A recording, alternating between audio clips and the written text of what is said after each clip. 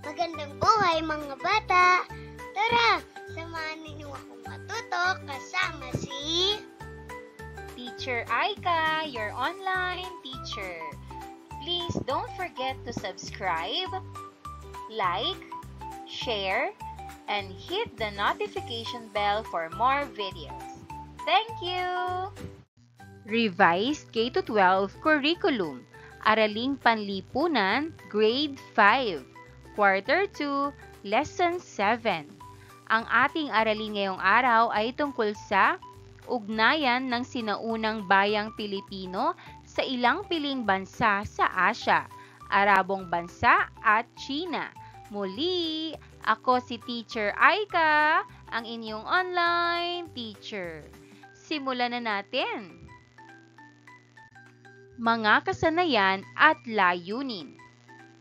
Una, natutukoy ang mga bansang may ugnayan sa sinaunang bayang Pilipino. Pangalawa, naitatala ang mga ambag ng mga bansang may ugnayan sa sinaunang Pilipino.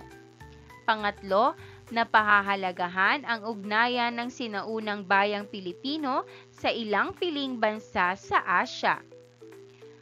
Pang-apat, nakabubuo ng liham pasasalamat sa bansang Arabia at China dahil sa pakikipag-ugnayan nito sa ating mga ninuno.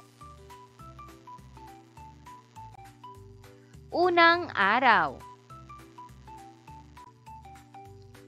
Magkaroon muna tayo ng isang munting balik-aral, identification. Panuto, basahing mabuti at piliin ang tamang sagot sa kahon sa ibaba. Narito ang mga pagpipilian: Sultanato, Muhammad, Sharif ul Hashim, Sultan, Sharif Kabungsuan, at Adat.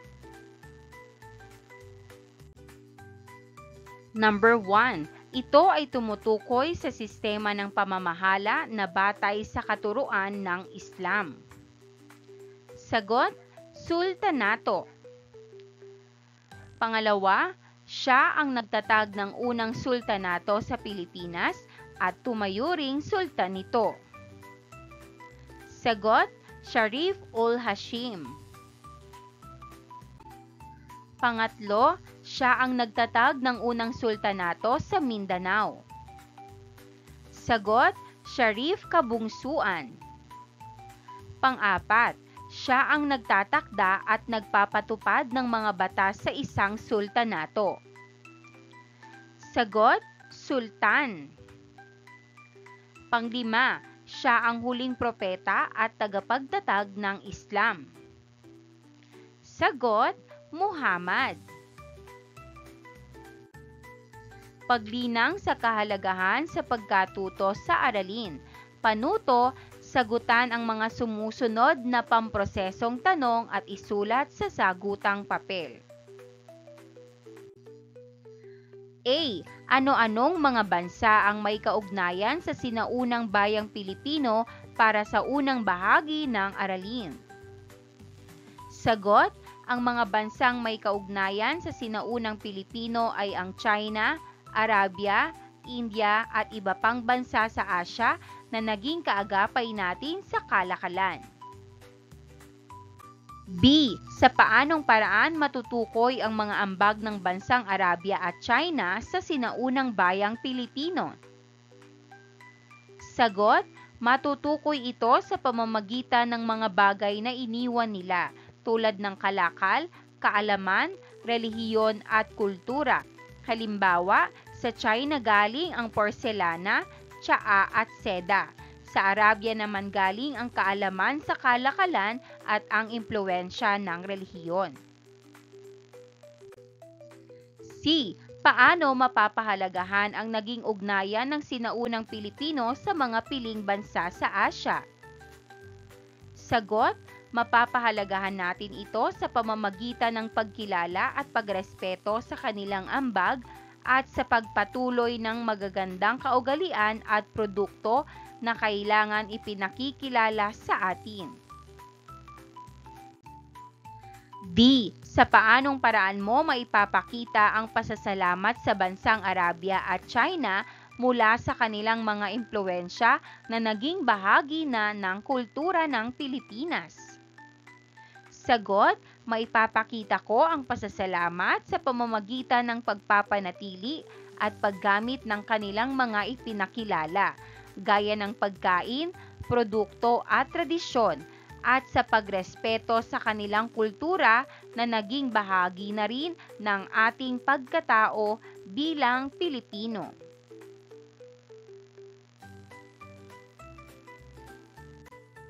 Paghawa ng bokabularyo sa nilalaman ng aralin, gawain bilang isa, subukin nation, susing salita ng aralin. Panuto, isaayos ang mga pinaghalo-halong mga titik sa bawat bilang upang mabuo ang tamang salita.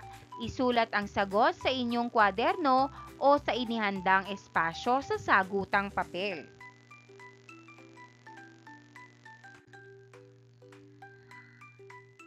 Isang bansa na nakipag-ugnayan sa ating bansa noong sinaunang panahon. Ang bansang ito ay may kaugalian na hindi pagkain ng baboy. Sagot, Arabia. Arabia.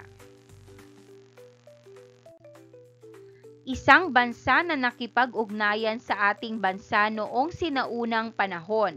Ang bansang ito ay may kaugalian na paggunita sa mga yumao. Sagot, China. China. Tumutukoy ito sa pakikipagkaibigan, pakikilahok, pagkakaroon ng relasyon o koneksyon. Sagot, ugnayan. Ugnayan. Tumutukoy sa pangunahing relihiyon sa mga bansang Arabo. Sagot, Islam. Islam. Tumutukoy sa pangunahing relihiyon sa bansang China. Sagot, Buddhism. Buddhism. Kaugnay na paksa bilang isa, pakikipag-ugnayan sa Arabia. Pagproseso ng pag-unawa. Nakipag-ugnayan ang mga Arabe sa ating bansa upang makipagkalakalan at paipalaganap ang relihiyong Islam. Sa pamamagitan ng pakikipagkalakalan nila sa China ay nakarating sila sa ating bansa. Noong ika-15 siglo lamang nagsimulang lumaganap ang impluwensya ng Islam sa Pilipinas. Ang paglaganap ng Islam ang nagbigay daan sa pagkakatatag ng sultanato. Ito ang sistema ng pamahalaang pinamumunuan ng sultan. Dala rin nila ang abakadang Arabic, arkitekturang Arabeske ng mga masjid o moske, kalendaryo, sarimanok ng Maranao, guhit o kir ng Tausug. Ang mga batas at kaugalian sa Mindanao at Sulu ay impluwensya rin ng mga Arabe. Nakabatay sa Quran o Quran ang mga batas nito. Ito rin ay itinuturing na banal na aklat ng mga Muslim. Ilan sa mga kaugalian ng mga Muslim ay ang hindi pagkain ng baboy, ang pagdalaw sa Mecca at iba pang banal na lugar at hindi pag-inom ng alak. Ang singkil na sayaw ng mga Tausug sa Mindanao at Sulu ay buhat din sa Arabia. Ang wika tulad ng sulat, pilat, alamat, apo, bukas, alak at maalam ay impluwensya rin mula sa kanila. Maging ang epikong Indarapatra at Sulaiman na nahahawig sa mga kwento ng Arabian Nights ay impluwensya rin nila. Karagdagan pa rito ay nakikipagpalitan ang ating mga ninuno ng mga perlas, korales, bungang kahoy at iba pang kagamitan sa mga kasangkapang yari sa metal tulad ng tanso at ginto, cotton, lana, alombra at ceramics ng mga Arab. kaugnay na paksa bilang 2, pakikipag-ugnayan sa China, ikalawang araw. Pagproseso ng pag-unawa. Ang mga Tsino ang may pinakamatagal na nakipag-ugnayan sa ating bansa noong sinaunang panahon.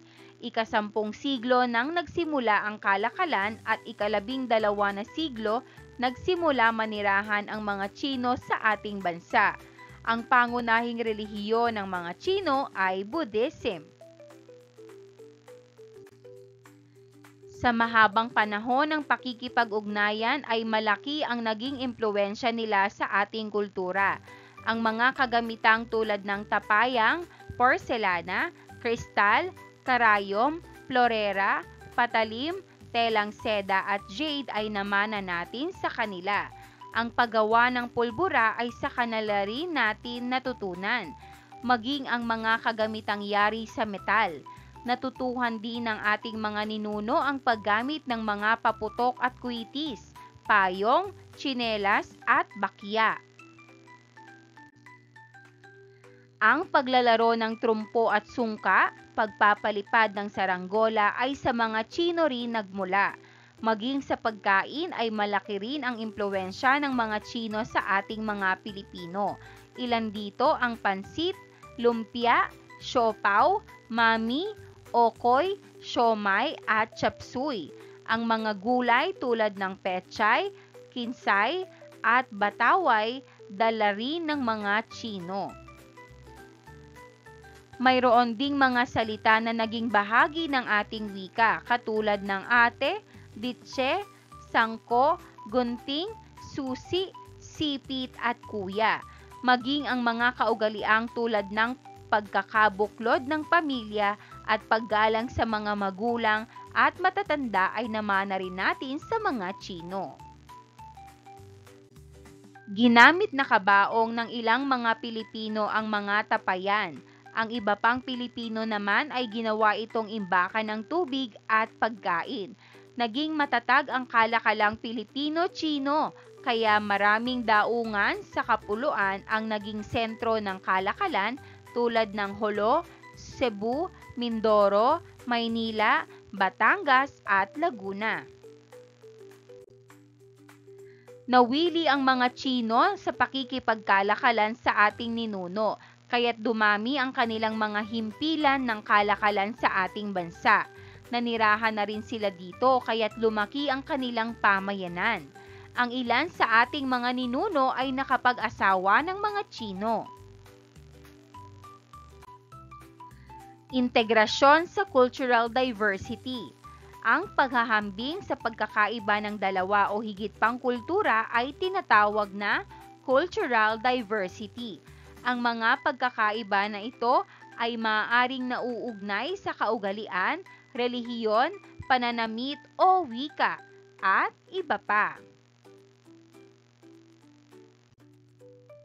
Sa araling ito, natutukoy ang pagkakaiba ng relihiyon, wika, kaugalian at hanap buhay sa bansang Arabia at China.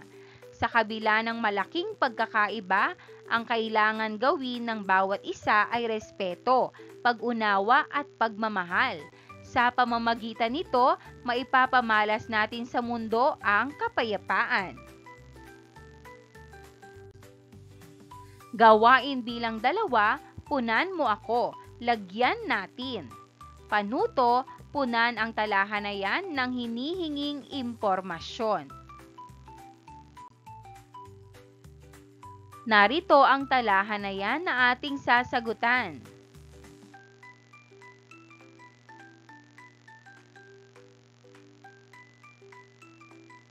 Halimbawang sagot, number 1, relihiyon.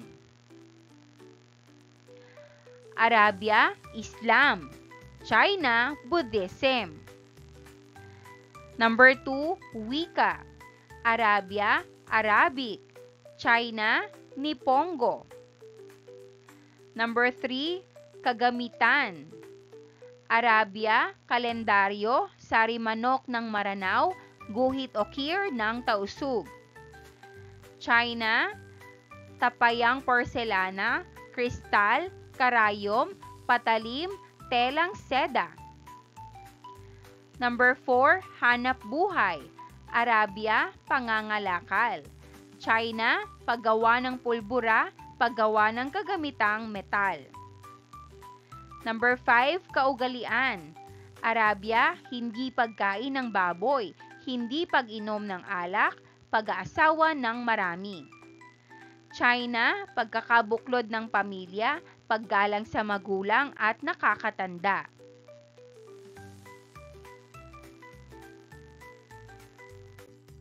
Gawain bilang 3, Arabia o China, piliin mo. Panuto, isulat ang letrang A kung ugnayan sa Arabong bansa ang tinutukoy ng mga sumusunod na impluwensya sa buhay ng mga Pilipino. At letrang C naman kung ugnayan sa China ang tinutukoy. Number 1, kagamitang kalendaryo. Sagot A. Number 2, hindi pagkain ng baboy. Sagot A. Number 3, kagamitang tsinelas. Sagot C. Number 4, relihiyong Buddhism. Sagot C. Number 5, paggalang sa nakakatanda. Sagot C. Number 6, pamahalaang sultanato. Sagot A. Number 7, pag-aasawa ng marami o polygamy. Sagot A. Number 8, mosque. Sagot A. Number 9, mga porselana. Sagot C. At number 10, mga batingaw. Sagot C. Gawain bilang 4, iguhit mo, ipakita. Panuto, iguhit ang mga paborito mong kagamitan sa loob ng kahon na namana natin sa ating mga ninuno na impluwensya ng bansa sa Arabia at China at pagkatapos ay sagutin ang pamprosesong mga tanong.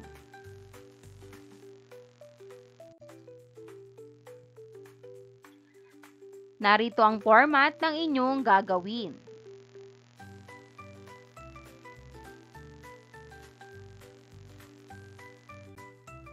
Pamprosesong tanong. Number 1, bakit naging paborito mo ang mga ito? Ipaliwanag.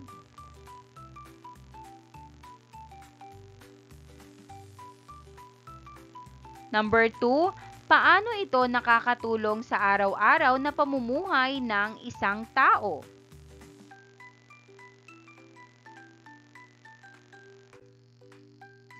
Gawain bilang 5, liham pasasalamat.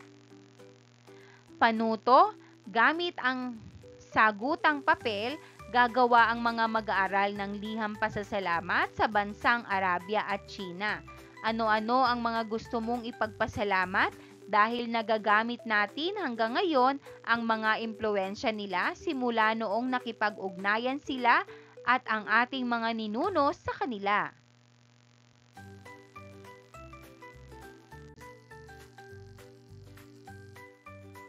Narito ang halimbawang sagot. Mahal na mga mamamayan ng Arabia at China. Magandang araw po. Ako po ay isang batang Pilipino na nais magpahayag ng taos-pusong pasasalamat sa inyo. Maraming bagay po ang inyong naibahagi sa aming bansa na hanggang ngayon ay aming nagagamit at pinahahalagahan. Mula sa China, natutuhan namin ang paggamit ng porselana, tsaa, seda at ang ilang kaugalian tulad ng paggalang sa nakatatanda.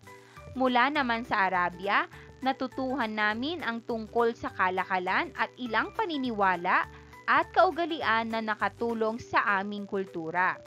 Dahil sa inyong mga ambag, mas naging makulay at masagana ang pamumuhay ng mga sinaunang Pilipino. at nakikinabang pa rin kami sa mga ito hanggang sa kasalukuyan. Muli, maraming salamat sa inyong kabutihan at sa pagbabahagi ng inyong kultura at kaalaman. Lubos na gumagalang, Teacher Aika.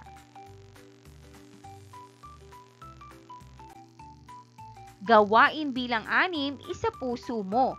Paano kaya? Panuto, gamit ang sagutang papel ay sagutin ang mga sumusunod. Number 1, nakabuti ba ang pakikipag-ugnayan natin sa ibang bansa mula noon hanggang ngayon? Ipaliwanag. Sagot, oo, nakabuti ang pakikipag-ugnayan natin sa ibang bansa dahil marami silang naibahagi sa ating kultura, kabuhayan at pamumuhay. Dahil dito, naging mas makulay ang ating tradisyon. Natuto tayo ng bagong kaalaman at nakatulong ito para umunlad ang ating bansa. Number 2, ano kaya ang maaaring mangyari sa ating kultura kung hindi tayo nakipag-ugnayan sa mga dayuhan? Ipaliwanag. Sagot, kung hindi tayo nakipag-ugnayan sa mga dayuhan, maaaring hindi tayo magkaroon ng mga produktong gaya ng tsaa, seda, porselana at iba pang kalakal. Mas magiging limitado rin ang ating kaalaman at baka hindi kasing yaman ang ating kultura tulad ngayon. Ika-4 na araw. Narito ang talahanayan na ating sasagutan.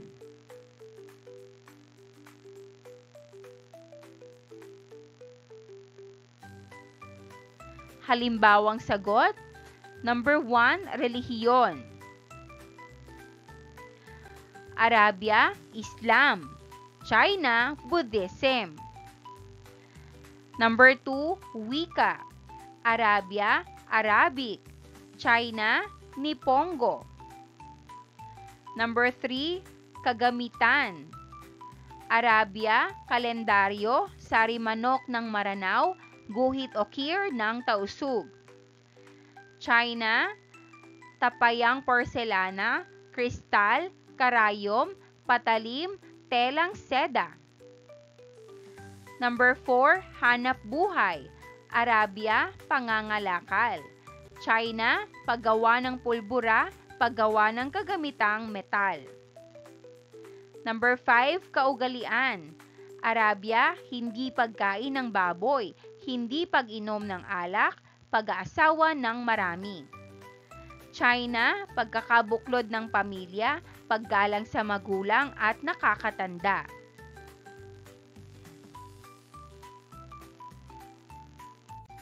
Gawain bilang 7, pagninilay. Panuto, magsagawa ng pagninilay hingil sa aralin na natutunan. Kokopyahin sa kwaderno ang talahanayan. Lagyan ng check kung ang mga nakalahad na kasanayan ay nalinang. Sasagutin din ang mga inihandang tanong. Narito ang mga kasanayan.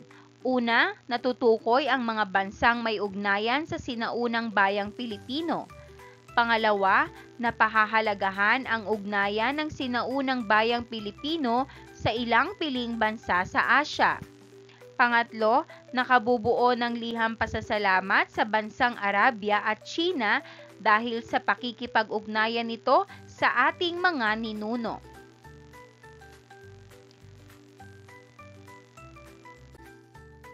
Pamprosesong tanong.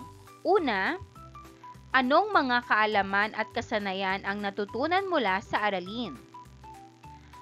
Pangalawa, anong mga kaalaman at kasanayan ang nahirapan kang matutunan? Pangatlo, bakit nahirapan kang matutuhan ang mga nasabing kaalaman at kasanayan? Pang-apat, kung pag-aaralang muli ang nilalaman ng aralin at gagawin ang mga pagsasanay, paano mo higit na mapagbubuti ang iyong pagkatuto? A. Sumangguni sa iyong naging sariling karanasan. B. Sumangguni sa iyong mga kamag-aral at tanungin ang kanilang naging karanasan sa pag-aaral. C. Sumangguni sa iyong guro at humingi ng mga mungkahi. Dumako na tayo sa pagsusulit. Panuto, basahin at piliin ang letra ng wastong kasagutan. Isulat ang sagot sapat lang bago ang bilang. Number 1. Ito ang bansa sa Asya na tinaguriang may pinakamatagal na ugnayan sa pakikipagkalakalan sa mga Pilipino. A. Arabia, B. China, C. Indonesia, o D. Japan? Sagot? B. China. Number 2. Ito ang bansa sa Asya na nakaimpluwensya sa mga Pilipino na gumamit ng paputok, kwitis, payong, tsinelas at bakya. A. Arabia, B. China, C. Indonesia, o D. Japan? Sagot? B. China.